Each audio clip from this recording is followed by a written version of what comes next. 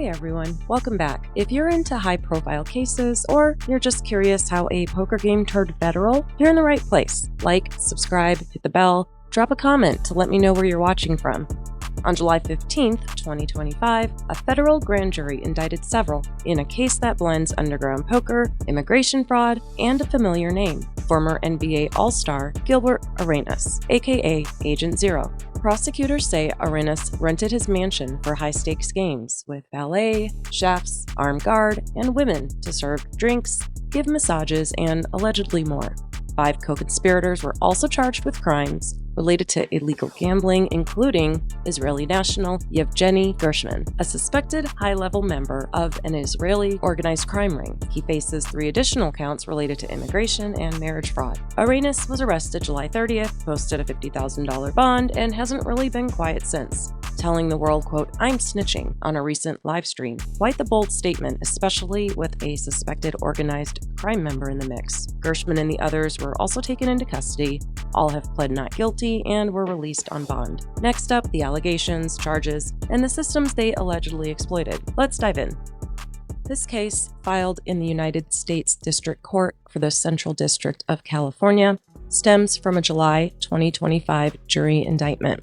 The matter is titled The United States of America versus Yevgeny Gershman, also known as Georgia, Evgeny Turevsky, also known as Eugene, Alan Austria, also called Elika, Yarin Cohen, also known as YC, Arthur Katz, Gilbert Arenas, also known as Agent Zero, Yevgen Krachun, and Valentina Kojokari.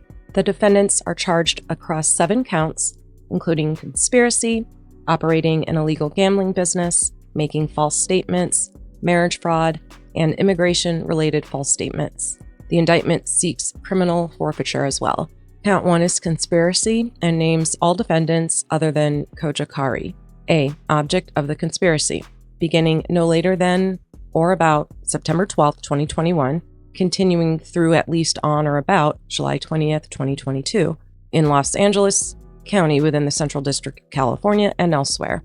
Defendants knowingly conspired with each other and with others known and unknown to the grand jury to operate an illegal gambling business. B. Matter and means of the conspiracy.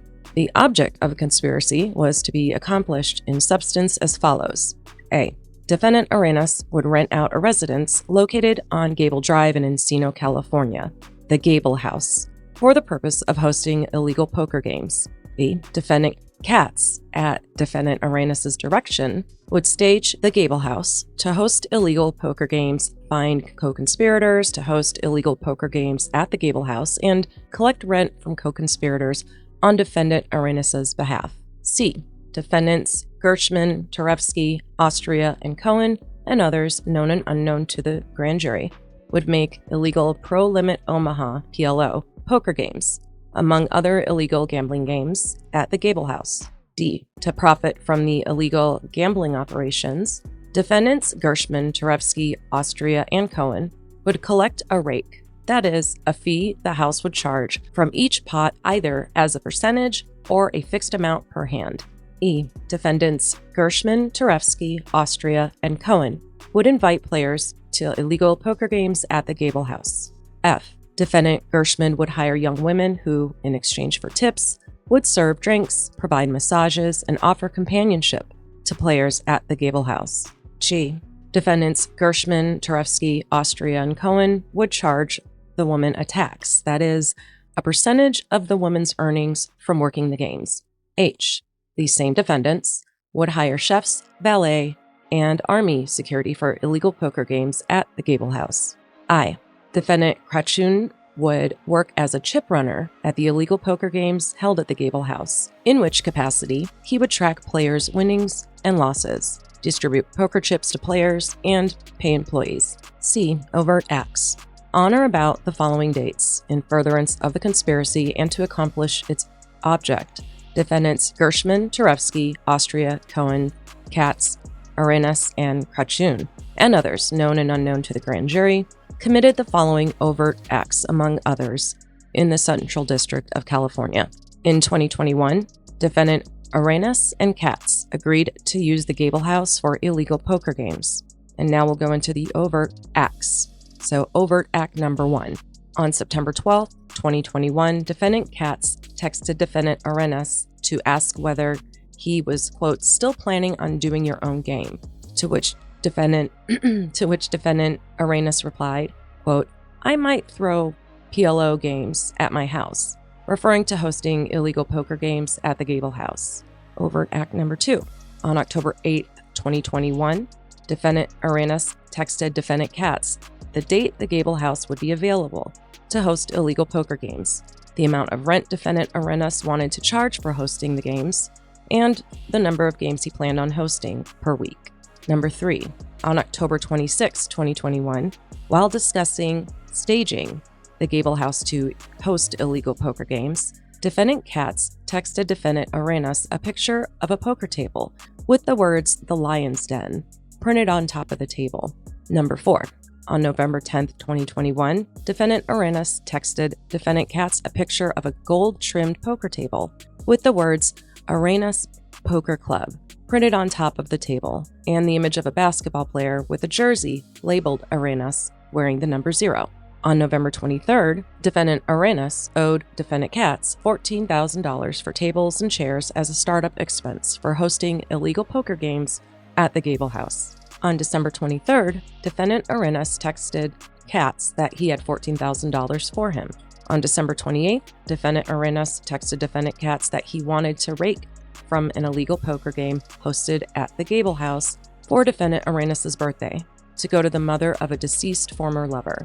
Defendants Arenas and Katz rented the Gable House to defendants Gershman, Tarevsky, Cohen, and Austria for them to hold illegal poker games. On January 31st, 2022, defendant Katz texted Arenas that defendant Tarevsky was ready to host illegal poker games at the Gable House on Wednesdays. On February 8th, Katz texted Arenas that he had spoken with Tarevsky and that Tarevsky and his partners were ready to start hosting the illegal poker games at the Gable House on the following Wednesday.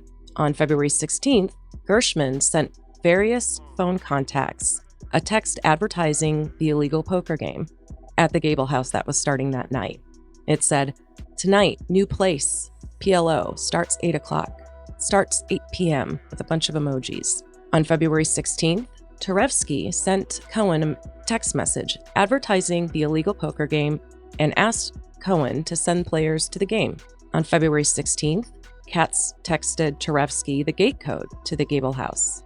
On February 17th, defendant Tarevsky texted Cohen a pay-o sheet showing the amount of the rake, the tax charged, and the expenses incurred to host the illegal poker game, and listed the illegal poker game's partners as YC, referring to defendant Cohen, Elika, referring to Austria, Georgia, referring to Gershman, and Eugene, referring to Tarevsky. On February 23rd, Tarevsky sent Gershman a text message asking whether they were going to host the game at the Gable House that night.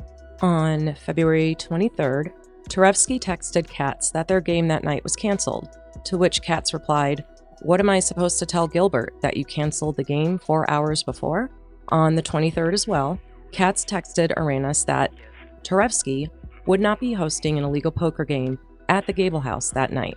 On March 7th, 2022, Tarevsky texted Katz asking to move the illegal poker game at the Gable House from Wednesday nights to Tuesday nights. On April 13th, in response to a question whether he would be attending the game that evening, Austria replied, "What kind of question is that? It's my game." On June 8th, Cohen texted Gershman a pay-o sheet showing the amount of the rake, players' winnings and losses, and amounts due to defendants Gershman, Tarevsky, Cohen, and Austria. On June 8th, Cohen texted Gershman, quote, "Balance still for next week rake and game, $6,400. Defendant Gershman recruited staff to work at the Gable House. On February 16th, Gershman sent text messages to women inviting them, in coded language, to work at the illegal poker game at the Gable House that night. On May 24th, Gershman sent text messages to a woman asking her, in coded language, whether she was open to engaging in prostitution at the game. On June 28th, Gershman sent text messages to a woman inviting her, in coded language to work at the game at the house that night and explaining in coded language that he charged women 25 to 35% of their earnings from working their illegal poker game. Defendant Cherevsky hired the dealers at the Gable House. On June 21st, defendant Gershman sent Cohen a voice note telling Cohen that Cherevsky hired poker dealers for the illegal poker games at the Gable House. On July 11th of 22, Cherevsky texted a phone contact named Frankie Poker Dealer that the contact could work at the poker game that next day. On July 16th, Cherevsky confirmed with a phone contact named Dealer Poker that the contact was working at the illegal poker game at the Gable House the next Tuesday. Boy, they have a lot of overt acts, don't they? This is going to be a tough one for the defendants, I feel like. Moving on, Defendant Krachun was a chip runner at the Gable House. Defendant Krachun was a chip runner at the Gable House.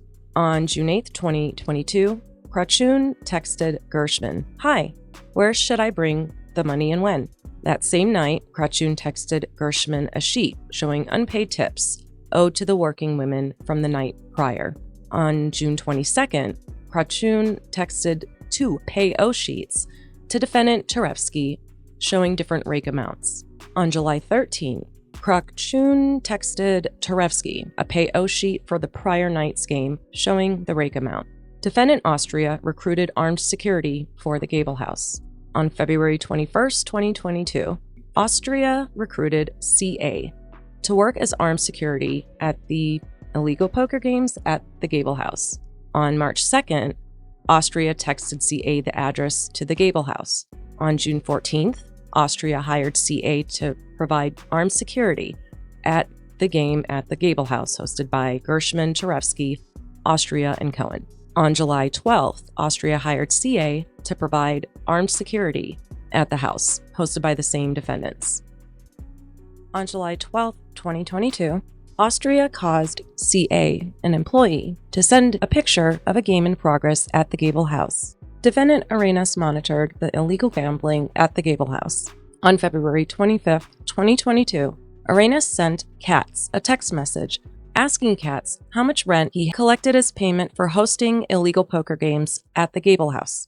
On March 16th, in a group chat with defendant Katz and 2 others, Arenas complained that, quote, players and girls come high or drunk already at the Gable House.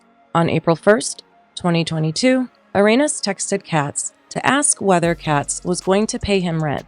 On April 17th, Arenas texted Katz, quote, I have an idea that might bring in new players for you. I'm gonna do a YouTube episode of me at the game, but blur out players and girls that don't want to be seen for my channel. On April 20th, Arenas sent Katz a text message asking Katz whether he had anyone who could host poker games at the Gable House on Mondays. On May 18th, Arenas sent Katz a text message directing him to find a new host for illegal poker games at the Gable House on Wednesdays. On July 8th, Arenas demanded rent payments for the illegal poker games at the Gable House from Katz. Operation of an illegal poker game at the Gable House on July 19th and 20th, 2022. On the late evening of July 19th and early morning of July 20th, defendants Gershman, Cherevsky, Katz, Cohen, Austria, and Krachun operated a game at the Gable House, illegally of course, which included approximately 26 players and over a dozen staff working the game. On July 19th, Krachun worked as chip runner. Count 1 is the lead charge in this indictment, and it attempts to establish conspiracy liability, and it sets the groundwork for counts 2 through 7. Count 2, to summarize, alleges a broad conspiracy involving the same defendants as count 1 from at least February 2022, continuing through at least July 20th, 2022 in LA County and elsewhere. Defendants, along with others known and unknown, abetted one another in operating and financing an illegal gambling business. The operation involved at least 5 individuals, ran continuously for over 30 days, and generated more than $2,000 in a single day, violating California's gambling law, thereby triggering the federal statute noted above. Count 3, making a false statement to a federal agency, is against defendant Arenas. On or about September 9th, 2022, in LA County, Arenas submitted a petition seeking the return of funds seized by Homeland Security investigations on July 20th from the master bedroom of the Gable House residence. In that petition, filed in a matter within the jurisdiction of the executive branch, specifically the U.S. Customs and Border Protection, Arenas knowingly made a materially false statement when he claimed he was not involved in, quote, whatever was going on at the party, referring to the illegal gambling at the Gable House on July 19th, 2022.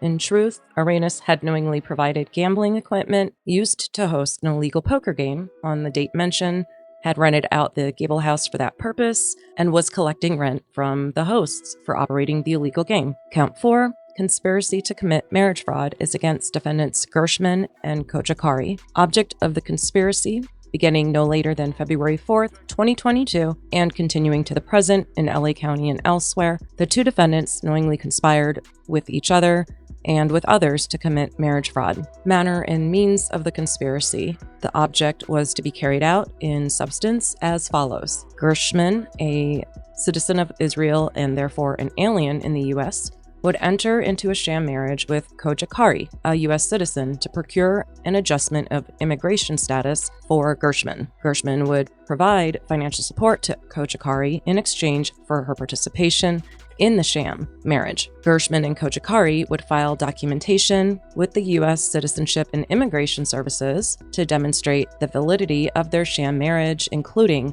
staged photographs of the wedding ceremony, photographs of the two of them with friends and family. Gershman and Kochakari would submit sworn immigration forms containing false statements to the Citizenship and Immigration Services in support of the adjustment of immigration status for Gershman. They would make verbal and written false statements under penalty of perjury to the department about living together and establishing a life together. Overt acts. On or about the following dates, in furtherance of the conspiracy and to accomplish its object, Gershman and Kochakari, with others known and unknown, committed the following overt acts in the Central District of California. On February 4th, 2022, Gershman texted Kochakari, "What time and where should I pick you up?" To which Kochakari replied at 3, and later texted Gershman her address on Glade Avenue in Woodland Hills, California. On February 4th, same day, Gershman married defendant Kochakari. On March 14th, Gershman sent Kochakari a check for $1,553. That's it.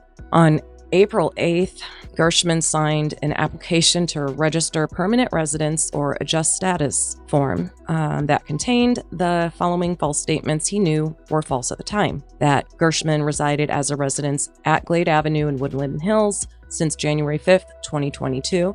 That Gershman had never been arrested, cited, charged, or detained for any reason by law enforcement, and that Gershman did not intend to engage in illegal gambling. On April 8th, Kochakari signed a petition for alien relative that contained the following false statement she knew was false at the time, that he lived with her at her house on Glade Avenue in Woodland Hills since January 5th, 2022. On April 14th, defendant Gershman caused the fraudulent application to register permanent residence or adjust status that he had signed to be sent to USCIS. On the same day, Kochakari caused the fraudulent petition for alien relative that she had signed to be sent to USCIS. On September 28th, Gershman and Kochakari participated in a sworn interview with USCIS at which they made false statements to USCIS that they knew were false at the time, including that they resided together at the residence since their wedding day and that they awoke at the residence together that morning of the interview. 4 was the agreement and plan itself, and count 5 is for the actual act of entering into a fraudulent marriage, and it's against Gershman, Israeli citizen, and Kochakari, a U.S. citizen. In LA, on or about February 4th, 2022, the two knowingly and unlawfully entered into a marriage, not with the intention of building a life together, but for the purpose of evading U.S. immigration law. Count 6, false statements in an immigration application against Gershman. On or about April 8th, 2022, in LA and elsewhere, Gershman knowingly made false statements under penalty of perjury in documents submitted to the USCIS, the U.S. Citizen and Immigration Services. He A. Falsely claimed to have lived at a residence on Glade Avenue since January 5th when he had not. B. He falsely answered no when he was asked if he had ever been arrested or detained, despite having been detained by U.S. law enforcement on January 27th, 2022. C. Gershman falsely denied any intent to engage in illegal gambling, stating no, despite knowing he planned to do so. These statements were material and knowingly submitted to evade immigration laws. Count 7. False statement in an immigration petition is against Kojikari for knowingly making a false statement under penalty of perjury in a petition for an alien relative submitted to U.S. Citizenship and Immigration Services on April 8th in 2022 in LA County and elsewhere. Defendant falsely claimed that Gershman had lived with her at the residence on Glade Avenue in Woodland Hills since January 5th and knew he had not resided there during that time. Forfeiture allegations, of which there are 3, but I unified them for clarity. If convicted of the offenses charged in counts 1, 2, 6, or 7, each defendant shall forfeit to the United States any property, real or personal, derived from or traceable to the proceeds of the offense, any property used to commit or facilitate the offense, any conveyance, including vehicles, vessels, or aircraft used in the commission of immigration-related offenses. If the specified property is unavailable, the government may seek a money judgment equal to its value. Substitute assets may also be forfeited if the original property was transferred, concealed, diminished, or commingled beyond recovery. And this was signed by the grand jury foreperson. That's where things stand with the next known hearing scheduled for September, that being Arenas' trial. I'll keep track of the case and what unfolds next. If you enjoyed this video, support the channel and like and subscribe. Also, did you tell me where you're watching from? Anyway, thank you for watching and stay safe.